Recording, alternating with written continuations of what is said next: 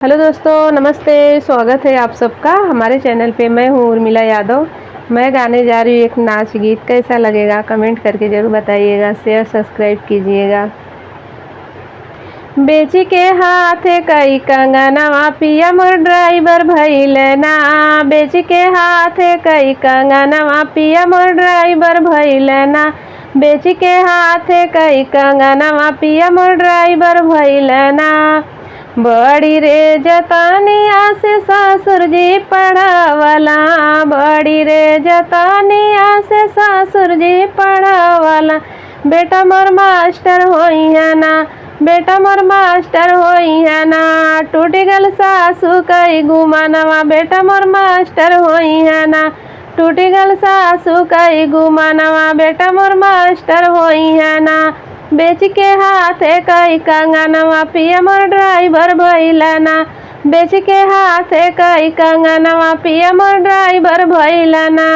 बेच के हाथ कई कंगनवा पिया मोर ड्राइवर भइले ना। बड़ी रे जतानिया से जेठ जी पढ़ावला। बड़ी रे जतानिया से जेठ जी पढ़ावला कि भाई मोर डॉक्टर होई है ना। भाई मोर डॉक्टर होई है ना। टूट गल जेठनी के गुमानवा। देवर मोर डॉक्टर होई है ना। टूट गल जेठनी का गुमानवा। देवर मोर डॉक्टर होई है ना। बेच के हाथ कई कंगनवा पिया मोर ड्राइवर भइले ना। बेच के हाथ कई कंगनवा पिया मोर ड्राइवर भइले ना। बड़ी रे जतानिया से नंदोई जी पढ़ावला। बड़ी रे जतानिया से नंदोई जी पढ़ावला। साला मोर कलेक्टर होई है ना। साला मोर कलेक्टर होई है ना।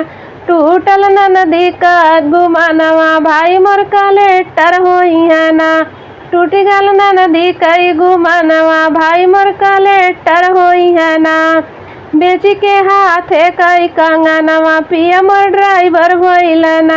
बेच के हाथ कई कंगनवा पिया मोर ड्राइवर भइले ना। बेच के हाथ कई कंगनवा पिया मोर ड्राइवर भइले ना।